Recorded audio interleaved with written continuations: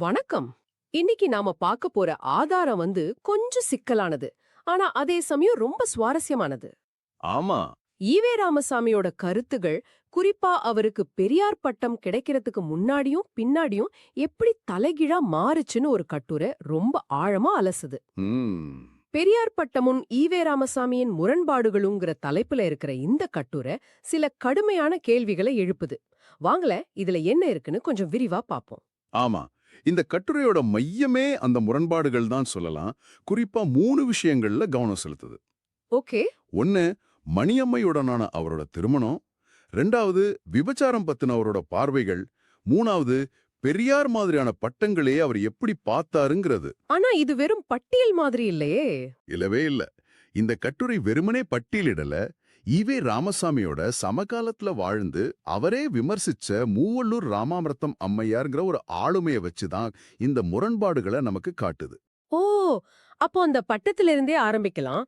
November 13, 1938ல சில பெண்கள் சேர்ந்து ஈவே ராமசாமிக்கு பெரியார் பட்டம் கொடுத்ததா இந்த கட்டுரை சொல்லுது இல்லையா? ஆமா, அதுல நீலாம்பிகை, தர்மாம்பாள், மூவள்ளூர் ராமாமிர்தம்மையார்னு சில முக்கிய பெயர்கள் இருக்கு. ஆனா இங்கதான் கட்டுரை ஆசிரியர் ஒரு முக்கியமான விஷயத்த சுட்டி காட்டுறார்.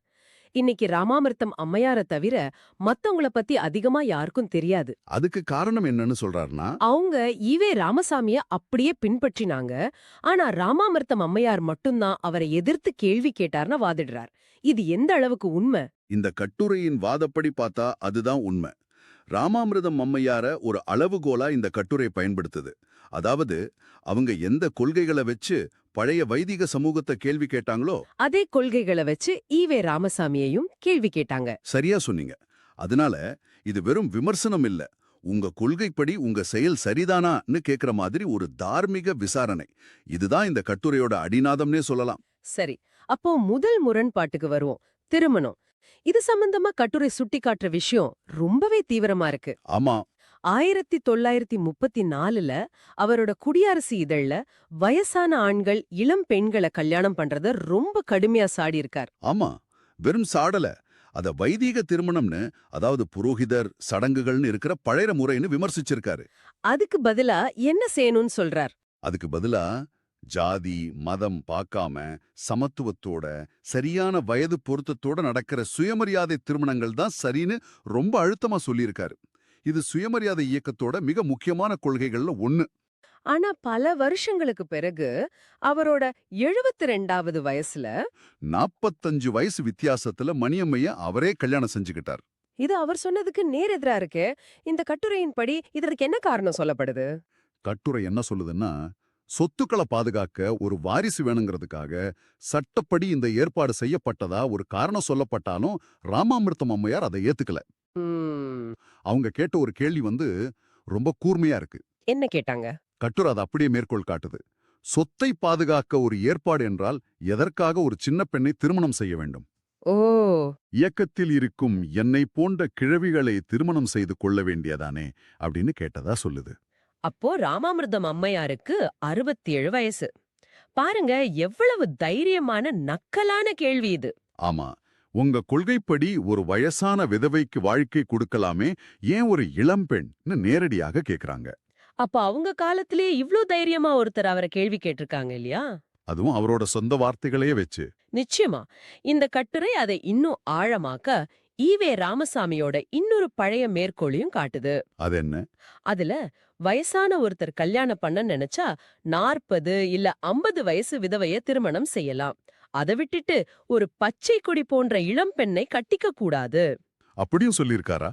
ஆமா, அது மட்டும் இல்ல, எந்த மானமுள்ளவன் அந்த கல்யாணத்தை சரி என்று கூறுவான்னு அவரே கேட்டதா குறிப்பிடுது. இந்த 2 மேற்கோளையும் பக்கத்து பக்கத்துல வச்சு இந்த முரண்பாடு எவ்வளவு பெருசுன்னு கட்டுரை நிறுவுது. சரி, திருமணம் விஷயத்துல ராமாமிர்தம் அம்மையார் இப்படி நேருக்கு நேரா மோதுனாங்க. ஆனா அடுத்த முரண்பாடு இதை விட ஆழமானதுன்னு கட்டுரை சொல்லுது. விபச்சாரம் பத்தின அவரோட கருத்து மாற்றம். அத பத்தி என்ன சொல்லுது? இங்கேதான் விஷயத்தோட ஆழம் இன்னும் அதிகமாகுது. ஒரு காலத்துல சமூகத்தோட மிக மோசமான வியாதியா பார்த்த ஒரு விஷயத்த பல வருஷங்களுக்கு பிறகு இயற்கை இன்பம் அன்னு சொன்னா அது எவ்வளவு பெரிய பார்வை மாற்றம். ஆமா. அத பத்தி தான் கட்டுரை அடுத்து பேசுது. 1932ல விபச்சாரத்தை சமூகத்தை அரித்துக் கொள்ளும் கொடிய புழுன்னு வர்ணிச்சிருக்கார். கொடிய புழு ரொம்ப வலிமையான வார்த்தை. பகுத்தறிவில்லாத மதவாதிகளால தான் இது நடக்குது. மக்கள் பகுத்தறிவாளர்களா மாறினா இது ஒளிஞ்சிடும்னு ரொம்ப உறுதியா எழுதியிருக்கார். ஆனா 40 வருஷம் கழிச்சு என்னாச்சு? 1973ல அவரோட பார்வை ஒரு 180 டிகிரி மாறினதா கட்டுரை மேற்கோள் காட்டுது. விபச்சாரம் தவறல்ல, அதை கட்டுப்படுத்துவதால தான் திருட்டு போன்ற பிரச்சனைகள் ஏற்படுகின்றனன்னு. என்னது அப்படியா சொல்லிருக்கார்? ஆமா, அது மட்டும் இல்ல, மருத்துவ வசதிகள் வளர்ந்துட்டதால மனிதனின் இயற்கை இன்பத்தை அடக்குவது அடிமைத்தனம்னு சொன்னதா குறிப்பிடுது. கட்டுரை ஆசிரியர் கேட்கிற கேள்வி இதுதான்: கொடிய புழு எப்படி இயற்கை இன்பமா மாறுச்சு? இது உண்மையிலே அதிர்ச்சியா தான் இருக்கு. இந்த இடத்துல ராமாமிர்தம் அம்மையார கட்டுரை எப்படி பொருத்தி பாக்குது? அது ஒரு முக்கியமான கேள்வி. ராமாமிர்தம் அம்மையார் தேவதாசி குடும்பத்துல பிறந்து அந்த முறையை எதிர்த்து போராடி பல பெண்களை அதுல இருந்து மீட்டு அவங்களுக்கு திருமணம் செஞ்சு வச்சவர். ஓ, அவரோட வாழ்க்கையோட லட்சியமே அதுதான். ஆமா, அப்படிப்பட்ட ஒருத்தர் ஈவே ராமசாமியோட இந்த பிற்கால கருத்தை கேட்டிருந்தா எவ்வளவு நொந்து போயிருப்பாங்கன்னு கட்டுரை ஆசிரியர் கேட்கிறார். அது மட்டும் இல்ல, தேவதாசி முறையை ஆதரிச்ச சத்தியமூர்த்தியோட இவரை ஒப்பிடுறதா சொன்னீங்கல்ல, அது என்ன பின்னணி? சத்தியமூர்த்தி யாருங்கறத கொஞ்சம் விளக்க முடியுமா? நிச்சயமா. சத்தியமூர்த்தி அந்த காலத்துல ஒரு பெரிய காங்கிரஸ் தலைவர், தேசியவாதி. ஈவே ராமசாமியோட அரசியல் எதிரி. ஆமா, கடுமையான அரசியல் எதிரி. தேவதாசி முறை ஒழிப்பு மசோதா வந்தப்போ அதை எதிர்த்தவர்ல சத்தியமூர்த்தியும் ஒருவர். அதனால கட்டுரை என்ன சொல்ல வருதுன்னா, யாரை எதிர்த்து நீங்க அரசியல் செஞ்சீங்களோ கடைசியில நீங்களும் அவரோட நிலைப்பாட்டுக்கு வந்துட்டீங்களேன்னு குற்றம் சாட்டுது. சரியா சொன்னீங்க. இது ஒரு சாதாரண ஒப்பீடு இல்ல, ஒரு பெரிய அரசியல் குற்றச்சாட்டு. பெரியார் பட்டம் வாங்குறதுக்கு முன்னாடி இருந்த ஈவே ராமசாமி வேற, அதுக்கப்புறம் இருந்தவர் வேறன்னு சொல்றதுக்கு இந்த முரண்பாட்டை ஒரு பெரிய சாட்சியா கட்டுரை முன்வைக்குது. சரி, கல்யாணம் விபச்சாரம் பத்தின முரண்பாடுகளை பார்த்தோம். ஆனா கட்டுரை ஆசிரியர் சொல்றதுலே ஆக பெரிய முரண்பாடு எது தெரியுமா? பட்டங்கள் பத்தினது தானே? ஆமா, எந்த பட்டத்தை அவர் வேண்டான்னு சொன்னாரோ அதே பட்டம்தான். ஆமா, இதுதான் உச்சக்கட்ட முரண்பாடுன்னு கட்டுரை சொல்லுது. 1932ல குடியரசு இதழ்ல தன் இயக்கத்தில் இருக்கிறவங்க தலைவர், திரு, ஏன் பெரியார்னு கூட எந்த மரியாதை சொல்லியும் பயன்படுத்த வேண்டான்னு ரொம்ப தெளிவா சொல்லியிருக்கார். அப்போ எல்லாரும் எப்படி கூப்பிடணும்னு சொன்னாரு. எல்லாரும் ஒருத்தர் ஒருத்தர் தோழர்னு மட்டும்தான் கூப்பிடணும்னு வலியுறுத்தியிருக்காரு. இதுக்கு பின்னாடி ஒரு பெரிய தத்துவம் இருக்கு. என்ன தத்துவம்? சமத்துவம். தலைவர் தொண்டன்னு எந்த படிநிலையும் இருக்கக்கூடாது.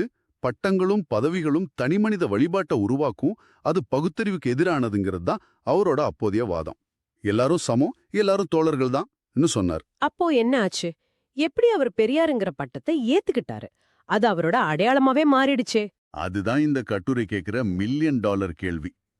எந்த பட்டத்தை நிராகரிக்க சொன்னாரோ அதே பெரியார் பட்டத்தை சில வருஷங்கள்ல ஏத்துக்கிட்டு அதுதான் அவரோட பெயராவே மாறிப்போச்சு. இத ஆக்க கூடுதலான கேவலமான முரண்பாடுன்னு கட்டுரை ஆசிரியர் ரொம்ப கடுமையா வர்ணிக்கிறார். இந்த கட்டுரையின் மைய கருத்தான பெரியார் பட்டம் ஒரு திருப்பு முனைங்கிற வாதத்தோட இது சரியா பொருந்துது. அப்போ இந்த எல்லாத்தையும் வச்சு பாக்கும்போது இந்த கட்டுரை ஈவே ராமசாமிய பத்தி என்ன சித்திரத்தை நமக்கு கொடுக்குது? நீங்க பகிர்ந்துகிட்ட இந்த ஆதாரம் ஈவே ராமசாமிய 2 நபர்களா காட்டுதுன்னு சொல்லலாம். 2 நபர்களா? ஆமா, பெரியார் பட்டம் கிடைக்கிறதுக்கு முன்னாடி இருந்த ஈவே ராமசாமி கொள்கைகள்ல உறுதியா, பட்டங்கள் பதவிகளை வெறுத்த ஒரு பகுத்தறிவுவாதியா இருந்தார்னோ, ஆனா அந்த பட்டம் கிடைச்சதுக்கு அப்புறம் அதிகாரம் மற்றும் செல்வாக்கு வந்த பிறகு அவரோட சொந்த கொள்கைகளுக்கே எதிரா நடக்க ஆரம்பிச்சார்னு வாதிடுது. திருமணம், விபச்சாரம், பட்டப்பெயர்கள்னு எல்லாத்துலயும் இந்த மாற்றம் நடந்ததா சொல்லுது. ஆமா, இதுல மூவலூர் ராமாமிர்தம் அம்மையாரோட பங்கு ரொம்ப முக்கியமானதுன்னு தெரியுது. நிச்சயமா. அவங்க தான் இந்த கட்டுரையோட தார்மீக மையம்னே சொல்லலாம். அவங்க இல்லாம இது வெறும் குற்றச்சாட்டுகளோட பட்டியலா இருந்திருக்கும். ஆமா. ஆனா அவங்களோட விமர்சனங்களை உள்ள கொண்டு வரது மூலமா வெளியிலிருந்து ஒருத்தர் சொல்லல, உங்க கூடவே இருந்த உங்களை மதிச்ச ஒரு சீர்திருத்தவாதியே உங்க கொள்கைகளை வச்சு உங்களை கேள்வி கேட்கிறாங்கன்னு கட்டுரை சொல்லுது.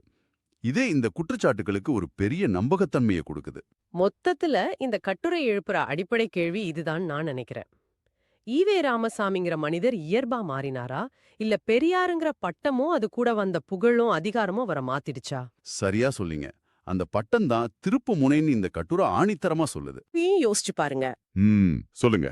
ஒரு பொது ஆளுமையோட கருத்துக்கள் பல வருஷங்கள்ல மாறும்போது அது எப்போதுமே கொள்கைக்கு செய்யற துரோகம் தானா, இல்ல சில சமயங்கள்ல அது ஒரு உண்மையான பார்வை மாற்றமா, அனுபவத்துல வர்ற வளர்ச்சியா இருக்க கூடாதா? நல்ல கேள்வி. ஒருத்தரோட சிந்தனை பரிணாம வளர்ச்சி அடையறதுக்கும் சந்தர்ப்பவாதமா மாறுறதுக்கும் நடுவுல இருக்கிற கோட்டை நாம எங்க வரையறுக்கிறது? இது ஈவே ராமசாமிக்கு மட்டும் இல்ல, நாம பாக்குற எல்லா தலைவர்களுக்கும் பொருந்தும்.